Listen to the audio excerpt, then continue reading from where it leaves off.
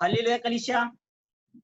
सबको आइए, हम वचन में जाने से पहले हम एक छोटा सा प्रार्थना करेंगे। थैंक यू लॉर्ड पिता परमेश्वर, इस वक्त प्रभु आपने हमें यहाँ पे मिलाया प्रभु, आपके सन्निधि पे प्रभु, आप हमसे बात करना प्रभु, हमसे अगुवाई करना प्रभु। पिता परमेश्वर, जो वचन हमें लेके आ रहा प्रभु, ये वचन प्रभु आपके फलदायक आय होगा बोल के मैं विश्वास करते प्रभु। पिता परमेश्वर, मेरे मुंह से निकलना हर एक शब्द प्रभु आपके मुंह से निकला हो बोल के मैं विश्वास करते प्रभु। ये छोटा सा प्रार्थना यीशु मसीह के नाम पे मांगते, सुन और कबूल कर, आमीन। जय यीशु मसीह की कलीसिया। आइए हम आज एक नया वचन देखते हैं जो शाद्रक मेशक अबेदनीगो के बारे में हमें सीखने मिलता है। उनके जीवन के तौर तरीका हमें सीखने मिलता है। जैसा कि हमने जूना करार में देखा है कि दानियेल के पुस्तक में 3रे अध्याय में शाद्रक मेशक अबेदनीगो के बारे में हमें कुछ वचन के बारे में हमको सीखने मिलता है, उनके कार्य के बारे में हमें सीखने मिलता है। तो हम देखने जाते हैं कि आज शाद्रक मेशक के जीवन से हमें कुछ सीखने मिलने वाला है, क्योंकि उन्होंने जो आग की भट्टी में से जीवित वापस आए बोल के हमें मालूम पड़ता है कि प्रभु ने हमें सिखाया है कि शाद्रक मेशक अबेदनीगो के जीवन में क्या कार्य किए थे। आइए कलीसिया, हम सब जानते हैं कि शाद्रक मेशक के अबेदनीगो जीवन के बारे में, क्योंकि उनके साथ क्या हुआ था। नबूकदनेस्सर ने उनके साथ क्या कौन सा मूर्ति बनाया था, कैसा बनाया था, और तो उनके साथ क्या क्या कार्य किया था, उसके बारे में हम सब विश्वासी भाई लोग जानते हैं कि नबूकदनेस्सर के बारे में। तो आइए दानियेल के पुस्तक में हम देखते हैं कि 3रा अध्याय, और पूरा अध्याय तो उनके ऊपर ही है, लेकिन हमारा पास टाइम कम है कि हम पढ़ नहीं सकते पूरा अध्याय को। तो हम शॉर्टकट में थोड़ा उसका मनन करेंगे उस वचन के लिए।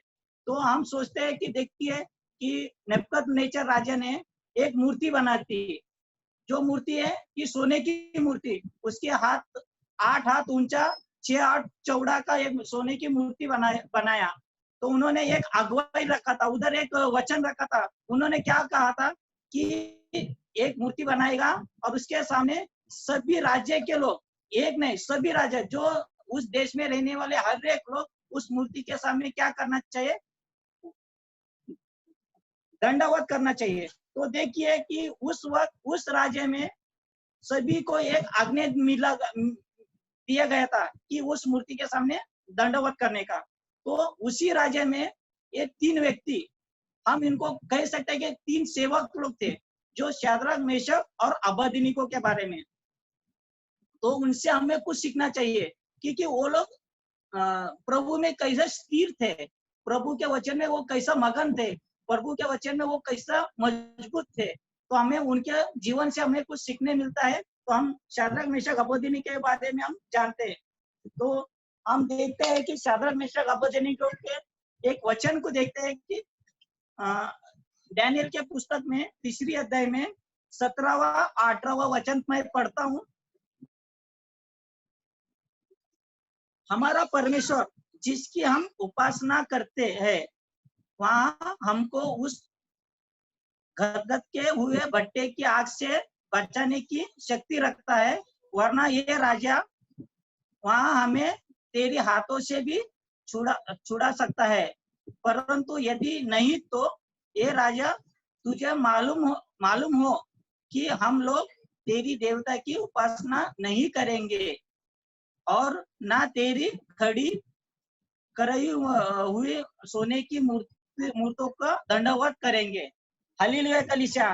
ये इतना बड़ा शब्द, इतना बड़ा चैलेंज जो शाद्रक मेशक अबेदनीगो नबूकदनेस्सर को चैलेंज के साथ बोलता है कि हमारा जीवित परमेश्वर के बारे में, हमारे परमेश्वर ने हमारे साथ क्या कार्य कर सकता। उनको पहले से अगुवाई था, किसको, शाद्रक मेशक अबेदनीगो को। उनको मालूम था कि ये जो आग था हमारे लिए कुछ नहीं, कि हम जीवित परमेश्वर का वचन के ऊपर हम मगन करते हैं, हम जीवित परमेश्वर का वचन, हम जीवित परमेश्वर को हम दंडवत करते हैं, हम उसकी आराधना करते हैं।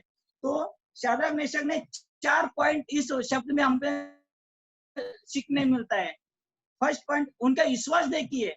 शाद्रक मेशक के अबेदनीगो का उनका अंदर का विश्वास को हमको सीखने देखिए कि वो कितना विश्वास में वो शाद्रक मेशक अबेदनीगो राजा को बोलता है कि हम तेरी देवता का आराधना नहीं करेंगे। फर्स्ट क्या बोलता है, हमारे परमेश्वर जिसकी हम आराधना करते हैं, हालेलुया, हम जिसकी आराधना करते हैं, हम किसकी आराधना करते हैं? पिता परमेश्वर यीशु मसीह की। तो हम जिसकी आराधना करते हैं वो परमेश्वर हमें इस आग से हमें बचाने के का शक्ति रखता है। सेकंड पॉइंट, इस आग से हमको बचाने का शक्ति भी रखता है। तीसरा पॉइंट, वरना ये राजा तेरा हाथों से भी हमें छुड़ा सकता है। तीसरा पॉइंट। चौथा पॉइंट, परंतु ये राजा तुझे मालूम होगा कि हम लोग तेरी देवता का क्या नहीं करेंगे? आराधना नहीं करेंगे। हालेलुया। इतना बड़ा शब्द जो राजा के सामने ये 3 व्यक्ति, 3 सेवक लोग एकदम छाती ठोक के बात कर सकते हैं, तो इनके अंदर किसका सामर्थ्य है?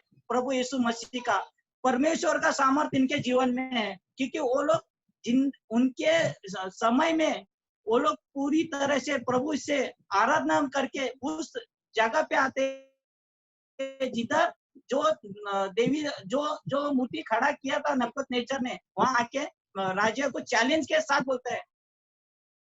तो उस वक्त राजा क्या सोचा होगा, राजा क्या किया होगा उनके बारे में? राजा ऐसा नहीं सोचेगा चल भाई तूने बोल दिया तो निकल जा, ये नहीं बोला। राजा एकदम लाल पीला हो गया, राजा का अंदर गुस्सा बढ़ गया, क्योंकि उनके सामने बोलने वाला 3 जन व्यक्ति, बाकी सब लोग दंडवत करने लगे, लेकिन ये 3 व्यक्ति जो प्रभु के भक्त थे, प्रभु के भय में चलते थे, प्रभु के आज्ञा के अनुसार चलते थे, उस वक्त उन्होंने राजा को चैलेंज दिया। फिर उन्होंने क्या किया, वो 3 व्यक्ति के बारे में राजा ने क्या कहा कि इनके हाथ पैर बांध के किधर डालो? भट्टी में डालो। और भट्टी पहले एक था, उन्होंने 7% उसको भट्टी का आग बढ़ाया। अचानक वो राजा चाहता तो एक के अंदर ही उनको भस्म कर सकता था वो आग, लेकिन उनका अंदर वो राजा के अंदर वो गुस्सा, वो क्रोधित हो गया, तो उनको 7 उस आग को बढ़ा के उसके अंदर डालने के आज्ञा दी। तो उससे पहले हम कुछ वचन को देखते हैं, हम उससे पहले हमारे जीवन को हम फर्क के देखना चाहिए कि आपके जीवन में, हमारे जीवन में ऐसी घड़ी है तो हम क्या करना चाहिए, हमको क्या करना चाहिए, हम किसके पास जाना चाहिए। हमको उस वक्त हमारे सामने ऐसी घड़ी आ सकती है, हम हमारे जीवन में कुछ मुसीबत आ गई या हमारे जीवन में कुछ कठिनाई आ गई, तो हम क्या करना चाहिए? तो हमको सबसे पहले क्या करना चाहिए? प्रभु के सामने घुटने पे आके क्या करना चाहिए? प्रार्थना करना चाहिए। क्योंकि शाद्रक मेशक अबेदनीगो के पास क्या था?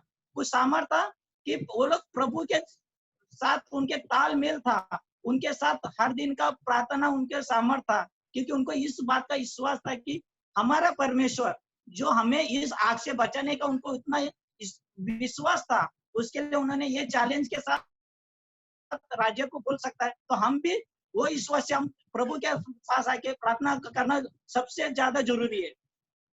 लेकिन हम घुटने पे आके कभी प्रार्थना नहीं करते, क्योंकि हम संसार के रीति में इतना बिजी हो गए कि हमको यही नहीं पता कि हमारे परमेश्वर कहाँ है, हमको पता ही नहीं। हम तो संसार के संसार में बिजी हो गए, हम तो कभी ना बाइबल पढ़ते, ना वचन पढ़ते, ना अध्याय का एक सेंटेंस देखते हैं।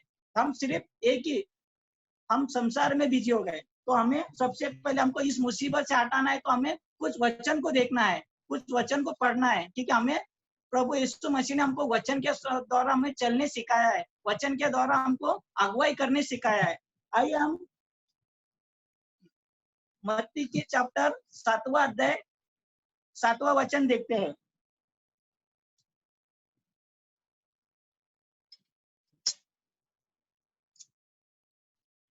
मत्ती की चैप्टर 7वां अध्याय 7वां वचन में लिखा है, मांगो तो तुम्हें दिया जाएगा, ढूंढो तो तुम पाओगे, खटखटाओ तो तुम्हारे लिए खोला जाएगा। धन्यवाद पिता परमेश्वर इस वचन के लिए प्रभु। आपने हमें कहा है मांगो तो तुम्हें दिया जाएगा, ढूंढो तो तुमको ढूंढो तो तुम्हें पाओगे, तुम पाओगे।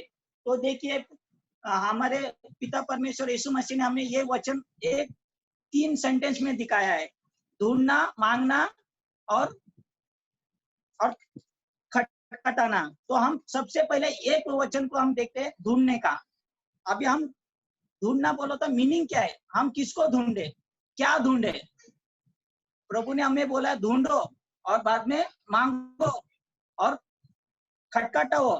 तो देखिए हम पहले ढूंढने के ऊपर हम एक सोचेंगे, हम किसको ढूंढेंगे, कहाँ ढूंढेंगे। तो हमें ढूंढना है इस वचन में, इस बाइबल के हर एक वचन को ढूंढना है, हर एक बाइबल के वचन को हमें पढ़ना है। इसके अंदर हर एक का बात को हमको ग्रहण करना है कि यीशु मसीह ने हमें सिखाया है इस जीवन में किस तरीके से हमको इस जीवन के रीति रिवाज को निभाना है। क्योंकि यीशु मसीह हमें हर समय हमें वचन के द्वारा बात किया है। क्योंकि उन्होंने एक एग्जाम्पल लेके लोगों को जाके देश देश में गांव में जाके वो एक एग्जाम के रूप से वो लोग यीशु मसीह वचन देते थे। उसके लिए हमें ये वचन के द्वारा हमें 3 पॉइंट दिया है, ढूंढना, खटखटाना और मांगना। अभी हम ढूंढने के ऊपर हम मगन करते हैं कि ढूंढना मतलब क्या होता है। क्योंकि बाइबल में हर एक वचन को हमको पढ़ना जरूरी है। बाइबल के अंदर हर एक वचन को हमको क्या करना चाहिए, पढ़ना चाहिए। वो हमारे लिए एक वचन भी हम मिस नहीं करना चाहिए। वो हमको एक एक वचन का मीनिंग बताएगा कि हमको इस संसार में किस तरीके से चलना है, हमको प्रभु से किस तरीके से बात करना चाहिए। हम जब भी वचन पढ़ेंगे तो हमको पता चलता है कि हम प्रभु के राज में कैसा आगे बढ़ना चाहिए। सेकंड पॉइंट, खटखटाओ तुमको खुल जाएगा, खोला जाएगा। खटखटाए तो हमको खोला जाएगा। तो देखिए अभी खटखटाने की बात है तो हम सोचेंगे हम किसको पुकारेंगे, किसको खटकाएंगे। एक एग्जांपल देता हूँ। समझो कि हम किसी के घर पे गया, दरवाजे के बाहर खड़े हैं, दरवाजा अंदर से बंद है। तो जाएंगे तो हम जब भी तला हम नए उधर दरवाजा खटखटाएंगे तो सामने वालों को क्या पता चलेगा कि बाहर कौन खड़ा है। सही है क्या नहीं, कि बाहर कौन खड़ा है उनको क्या पता। उसके लिए प्रभु क्या होता है, खटखटाओ तुमको खोला जाएगा। तो ये खटखटाने का मीनिंग क्या होता है कि डेली हमको प्रभु में प्रेयर में मगन रहना चाहिए, हमको स्थिर रहना चाहिए। हर हमेशा हमको परमेश्वर से, यीशु मसीह से हमसे प्रेयर में बात करना चाहिए। प्रभु के लिए हमको टाइम निकलना चाहिए, उनके साथ हमारा संबंध को बढ़ाना चाहिए। जब भी परमेश्वर देखेगा कि ये बेटा ये बेटी मेरे लिए डेली प्रार्थना करता है, ये खटखटा आता है, मेरा दरवाजा खटखटाता आता है, जब भी क्या करेगा परमेश्वर यीशु मसीह हमारे लिए वो दरवाजा क्या करेगा, खोलेगा। जब भी वही परमेश्वर वही यीशु मसीह हमें क्या बोलेगा, बोलो बेटा आपको क्या चाहिए, बोलो बेटी आपको क्या चाहिए। जब भी हमको हमारे समस्या का हल पूरा होएगा। तो हम क्या करना चाहिए, फर्स्ट पॉइंट वचन को मगन वचन को पढ़ना चाहिए। सेकंड पॉइंट हमको खटखटाने का मतलब हमको प्रभु में दीन होना चाहिए, आदर होना चाहिए। प्रभु से हमको डेली बात करना चाहिए, बात मतलब प्रार्थना करना चाहिए। क्योंकि डैनियल के टाइम पे डैनियल ने दिन में 3 बार सुबह शाम रात को हर समय प्रभु का धन्यवाद करता था। लेकिन आज हम क्या करते हैं, हम कुछ नहीं करते। हम तो ज्यादा से ज्यादा मोबाइल में बिजी होते, टीवी में बिजी होते थे, लेकिन हम प्रभु का धन्यवाद करना भूल गए।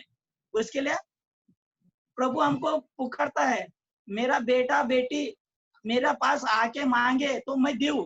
हम जाके मांगना पसंद ही नहीं करते। हम तो हमारे संसार के रूप में हम लोग संसार में इतनी बिजी हो गए कि हम प्रभु से मांगना ही भूल गए। लेकिन हम मुसीबत में जाके प्रभु से मांगते, लेकिन हमको पता ही नहीं चलता कि हम मुसीबत में क्या मांगना चाहिए। हमको यही नहीं समझ में आता कि हम मुसीबत में जाके प्रभु से क्या मांगे, क्योंकि हमको वचन ही नहीं मालूम, बाइबल का एक अध्याय समझ में नहीं आता है। तो प्रभु से हम बात ही नहीं कर पाते हैं। तो प्रभु हमें क्या बोलेगा, भाई कौन है, मैं नहीं पहचानता हूँ। उसके लिए हमें हर समय प्रभु में, प्रभु के वचन में रहना चाहिए। तो आइए हम दूसरा वचन देखते हैं। तो हम लोग ऐसा करें तो हमारे जो भी हमारे जिंदगी में जो भी मुसीबत आती है, तो हमारे जीवन से वो निकल जाएगा, क्योंकि हम मांग रहे हैं तो प्रभु हमको दे रहा है। हालेलुया कलीसिया। तो जैसा ये हम ये 3 सेंटेंस में जैसा शाद्रक मेशक का जीवन में जो हुआ था वो भी हमारे जीवन में होएगा। हम विश्वास करते हैं, हमको विश्वास है कि शाद्रक मेशक जीवन में जो घटनाएं हुई थी, जो कार्य हुआ था, जो आग के भट्टी से वो लोग जिंदा बाहर आ गए, तो वो हमारे जीवन में होएगा, तो हमको विश्वास होना चाहिए। तो उस वक्त एक महीने आप अचानक आप डैनियल के पुस्तक पढ़ेंगे तो आपको पूरा क्लियर कट समझ में आएगा कि वो राजा किस टाइप का राजा था। वो राजा उस शाद्रक मेशक अबेदनीगो को जो वचन जो बोले थे उनको, तो उसके ऊपर वो कितना क्रोधित हुआ था, कितना गुस्सा हुआ था। तो उसने वो आग के भट्टी में डालने के बाद उनको बाहर निकालने के लिए बोला, क्योंकि उसके अंदर हम 3 जन को डाले थे। तो ये चौथा इंसान कौन था? चौथा इंसान कौन था? उनको बचाने के लिए किसको भेजा था? परमेश्वर ने उनके दूतों को भेजा था। जो हमको बचाने के लिए कौन भेजता है? हमारे परमेश्वर हमको बचाने के लिए भेजा है। तो उनको जब बाहर आने के लिए कहा तो क्या हुआ? उनका एक शरीर का एक बाल भी नहीं जल गया था, एक बाल भी नहीं जला था। और बाल तो छोड़ो, बाल में से एक धुआं का खुशबू भी नहीं, मतलब ये नहीं, स्मेल में नहीं आता कि इतना उधर चमत्कार हुआ था। कि प्रभु यीशु मसीह ने हमें भी वही कहा है, आप मेरे पर विश्वास करो, आपको जो आपकी जो भी परेशानी है, जो भी तकलीफ है, मैं पूरा करूंगा। उसके लिए प्रियो, हमें सबसे पहले हमको प्रभु में एक स्थिर होना जरूरी है, एक मन से उनसे पुकारना जरूरी है। तो आइए हम दूसरा वचन देखते हैं, 1 थिस्सलुनीकियों 5:11। उसमें क्या लिखा है वो हम पढ़ते हैं। 1 थिस्सलुनीकियों 5:11।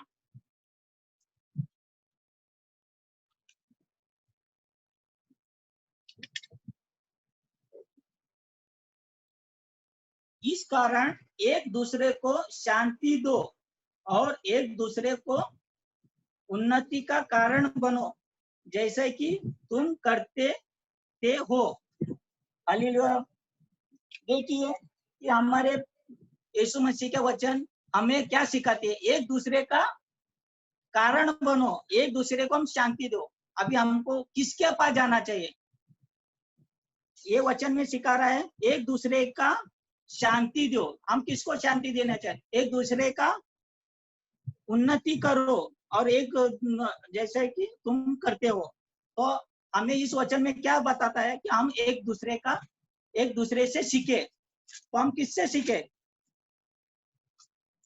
आइए, तो आप लोगों को मालूम होना चाहिए कि हम किसके पास जाना चाहिए। हमारे जीवन में कुछ समस्या आ गई, कुछ घटनाएं हो गई या कुछ प्रॉब्लम हो गया, तो हम किसके पास जाना चाहिए? सबसे पहले हमको जाना है हमारे विश्वासी भाई बहन के पास, हमारे विश्वासी लोगों के पास जाना चाहिए। अभी हमारे विश्वासी कौन है? जो हमारे कलीसिया में हमारे पासवान है, हमारे पास्टर है, हमारे लीडर है, उनके पास जाके हमें क्या करना चाहिए? हमारे समस्या का हाल बताना चाहिए। उनको छुपाना नहीं चाहिए, कि उनको बताना चाहिए ब्रदर हमारे जीवन में ऐसा संकट आया है, तो आप मेरे लिए क्या करो? प्रार्थना करो। हमारे पास्टर के पास जाना चाहिए, पास्टर को बताना चाहिए कि पास्टर हम ऐसा मुसीबत में फंसे, तो हमारे लिए प्रार्थना करो। हम उनसे कुछ सीखना चाहिए। किससे? हमारे पास्टर से सीखना चाहिए, हमारे लीडर से सीखना चाहिए कि हमारे जीवन में क्या संकट है। जब हमारे लिए हमारे पास्टर, हमारे लीडर हमारे लिए प्रेयर करेंगे, प्रभु से मांगेंगे, तो हमको भी उनको देखना जरूरी है। ऐसा नहीं कि आज प्रेयर किया, आज हमारा संकट निकल गया तो पास्टर को भूल गया, लीडर को भूल गया। ये कभी नहीं होना चाहिए हमारे जीवन में। हमको पास्टर के साथ, पास्टर के पीछे हमको चलना जरूरी है। तो पास्टर जब अगुवाई करेंगे, लीडर अगुवाई करेंगे हमारे लिए, तो हमको उनके अगुवाई को हमको कबूल करना चाहिए, उनके अगुवाई के अनुसार हमें चलना चाहिए। तो हमें ये वचन में क्या सिखाता है? हमको विश्वासी के पास जाना चाहिए, हमारे जो वचन में मजबूत है, जो वचन में मजबूत है, जो विश्वास में मजबूत है। ये वचन में विश्वास में कौन मजबूत होता है? जो हमारे लीडर वो लोग मजबूत होते हैं, हमारे पास्टर मजबूत होते हैं। उसके लिए हम उनके पास जाकर हमारे प्रॉब्लम को शेयर करना चाहिए। जब वो उनसे हमको कुछ सीखने मिलेगा, हमारे प्रॉब्लम को हल करेगा। तो हम कितना भी बड़ी कठिनाई, कितना भी बड़ी मुश्किल में हो जाए, लेकिन हम प्रभु में बने रहना चाहिए। और एक वचन देखते हैं, प्रेरितों के किताब 17 में 14।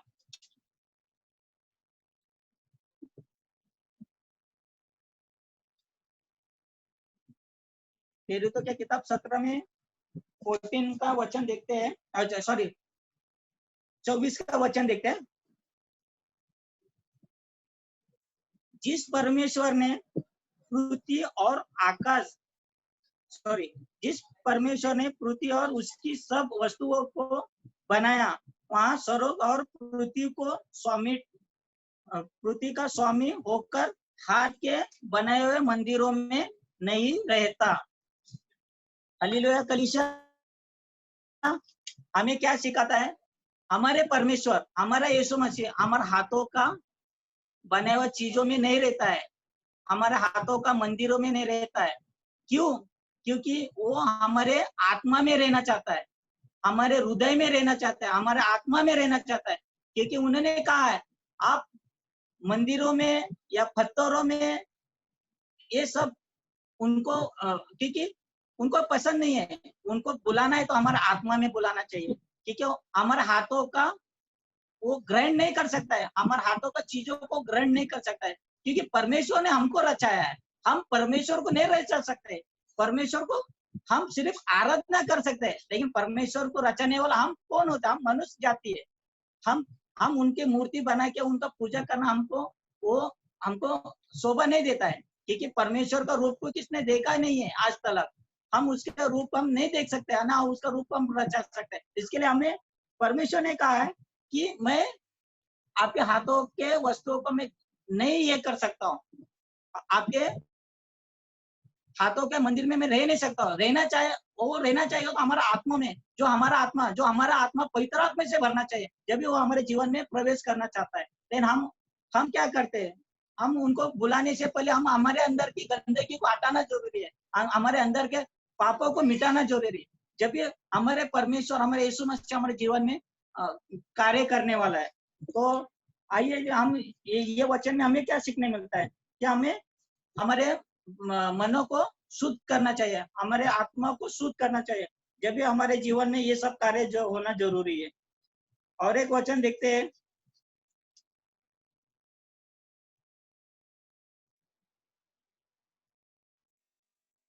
आपको पता होगा कि जब 2000 साल पहले हमारा यीशु मसीह इस संसार में बड़े बड़े कार्य करके गए तो किधर गए? स्वर्ग में उठा गए। तो हम क्या देखते हैं यीशु मसीह के जीवन से? उन्होंने अच्छा चिन्ह चमत्कार किए, लंगड़े को चलना सिखाया, लंगड़े को चलाया, अंधे को आँख दिया, दृष्टि दिया, और बहरे को सुनाने दिया, दुष्ट आत्मा को भगाया, लाजर को जिंदा उठाया।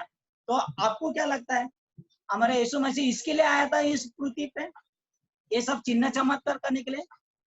नहीं भाइयों, हमारे यीशु मसीह ये काम करने नहीं आया था। हमारे यीशु हमें इस पापों से छुड़ाने के लिए, हमें स्वर्ग राज में लेके जाने के लिए आया था। लेकिन लोग क्या सोचते हैं? एक भला इंसान था, विश्वासी लोग नहीं बोलेंगे, दूसरे लोग बोलेंगे जो आज विश्वासी, जो यीशु मसीह को नहीं जानते, वो क्या सोचते हैं? वो एक भला इंसान था, उसने बड़े बड़े चिन्ह चमत्कार किया। लेकिन भाइयों ये गलत है। उन्होंने हमारे पापों के लिए उस कलवरी क्रूस पर जान लहू बहाया है, क्योंकि ये होना जरूरी था। क्योंकि वो पुराने नियम में सब लिखा है, उनके भविष्यवाणी लिखा है कि यीशु मसीह का जन्म से लेके मृत्यु तक और तीसरे दिन में जीवित उठने तक सब एकदम क्लियर कट लिखा है जूना करार में। क्योंकि नया करार तो यीशु मसीह के बाद आया है, जूना करार तो उससे पहले आया, कि उनका भविष्यवाणी है उसके अंदर, यशायाह में लिखा है, मीका में लिखा, सब में लिखा है। लेकिन हम क्या करते हैं? हम तो पढ़ेंगे तो हमको समझ में आएगा ना कि यीशु मसीह का आगमन कैसा था, यीशु मसीह इस धरती पे कैसा आने वाले थे। उसके लिए हमें हर वक्त वचन पढ़ना जरूरी है। और एक बात तो ये मैं आपको बोलना चाहता हूँ कि यीशु मसीह का इस पृथ्वी पे आने का हमें यही कि हमको हमारे पापों से छुड़ाने का। और वो क्या किए? मरे और तीसरे दिन जीवित भी उठे और वो स्वर्ग राज में भी गए। और एक प्रकाशित वाक्य में उन्होंने एक भविष्यवाणी किया है, यूहन्ना ने एक भविष्यवाणी किया है। अभी वो जो भविष्यवाणी होने वाला है, अभी जीवन यीशु मसीह के जीवन का सब भविष्यवाणी पूरी हो गई कि उन्होंने क्रूस पे चढ़ाने जाना, वो सब पूरी हो गए। उनके जीवन का हर एक भविष्यवाणी पूरी हो गई। हर एक भविष्यवाणी हम देखते हैं प्रकाशित वाक्य में 22वां अध्याय, प्रकाशित वाक्य 22वां अध्याय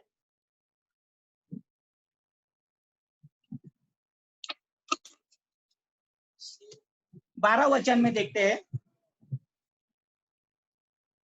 देख मैं शीघ्र आने वाला हूँ, हर एक के पाप, हर एक काम के अनुसार बदला देने के लिए प्रतिफल मेरे पास है। हालेलुया कलीसिया, हमारे पिता परमेश्वर क्या कहता है, हमारे यीशु मसीह हमें क्या कहता है, मैं शीघ्र आने वाला, वापस उनका सेकंड आगमन, प्रभु यीशु मसीह का सेकंड आगमन वापस आने वाला है। क्योंकि बाइबल में लिखा है कि वो कैसा आने वाला है, वो बादलों पे घोड़े पे सवार होके हमारे लिए आने वाला है। अभी आप लोग सोचेंगे कि यीशु मसीह का वापस आने वाला है तो हमारा पापों के लिए नहीं आने वाला है, हमारा न्याय करने आने वाला है, हमारा पापों का, हमारा कामों का वो न्याय करने आने वाला है।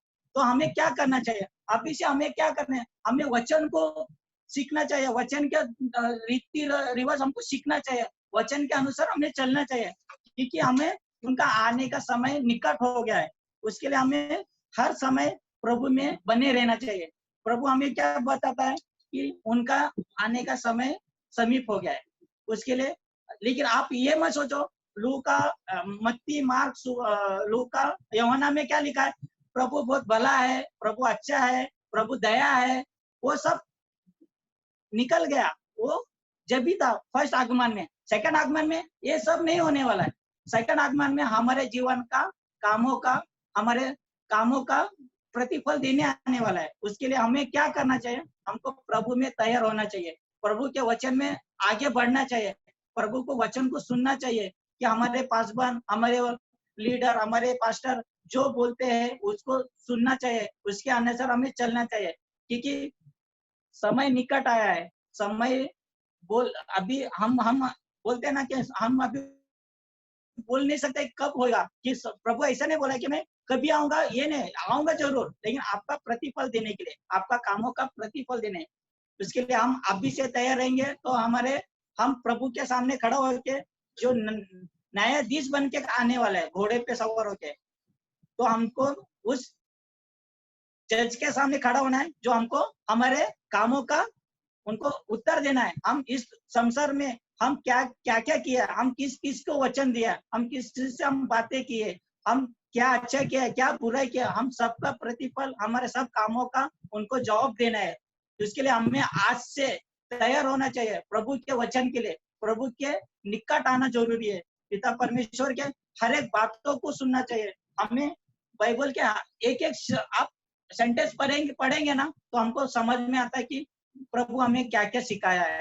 तो कलीसिया, ये जो टॉपिक है, तो आज के तारीख में हमें क्या होना चाहिए, हमको प्रभु में निकट आना जरूरी है, प्रभु में बने रहना चाहिए, हमको हर हमेशा कलीसिया आना चाहिए, कलीसिया में हमें हर इसमें हमको भाग लेना चाहिए। हमको सिर्फ ये नहीं कि हम कुर्सी में बैठ के जाने वाला नहीं बनना चाहिए कि हमारे पास्टर, हमारे लीडर क्या बोलते हैं, आप आगे बढ़ो, आप वचन दो, हम क्या करते हैं, हम अंदर के डर, हमारे अंदर के जो आत्मा को नहीं जगाते, हमको उसको जगाना चाहिए, हमको उसको जगा के उसको पवित्र आत्मा से भरना चाहिए। क्योंकि आज मैं भी इस वक्त ये जो मौका मेरे को मिला है, मैं बहुत दिनों से सोचा था कि मुझे भी ये मौका मिलना चाहिए, क्योंकि ये तो वीडियो कॉलिंग के द्वारा मिला है, लेकिन जब हमारे कलीसिया में वचन देने का टाइम, मैं भी सोचता हूँ कि मैं भी ये लेवल में कब मैं वचन दूंगा, लेकिन आज प्रभु यीशु मसीह ने मेरे को इस्तेमाल किया, इसके लिए मैं बहुत खुश हूँ। क्योंकि मैं अभी मेरे अपने अंदर में महसूस करता हूँ कि मैं भी एक सेवक के रूप में खड़ा हो सकता हूँ, क्योंकि उस परमेश्वर का अभिषेक होगा तो हम जो नीचे गिरा हुआ भी इंसान खड़ा होकर उसका कार्य करेंगे। हालेलुया कलीसिया, आइए हम एक छोटा सा प्रेयर करेंगे, इस वचन को समाप्त करते हैं। धन्यवाद, धन्यवाद पिता परमेश्वर। इस वक्त प्रभु आपने हमें इस वचन के द्वारा हमें कुछ समझाया प्रभु, हमें कुछ सिखाया प्रभु। शाद्रक मेशक अबेदनीगो के बारे में हमको उसके द्वारा में कुछ हमें अच्छा वचन दिया प्रभु। हमको कुछ सीखने के लिए, हमको कुछ आपके मार्ग में चलने के लिए हमको आपने अनुग्रह किया प्रभु। पिता परमेश्वर, आने वाले समय प्रभु ये वचन हर एक के दिल को छुएगा, हर एक का हृदय को छुएगा, हर एक का आत्मा को छुएगा प्रभु। हर एक आत्मा प्रभु इस वचन का प्रभु इस्तेमाल करके प्रभु आपके राज्य का खोज करेगा, आपका वचन पढ़ेगा, आपके साथ रिश्ता बनेगा प्रभु। पिता परमेश्वर, इस वचन से मैं कुछ बोलने में मेरे से मिस्टेक हुआ था, मुझे क्षमा करना प्रभु। ये सारा आदर प्रार्थना यीशु मसीह के नाम पे मांगते, सुन और कबूल कर, आमीन।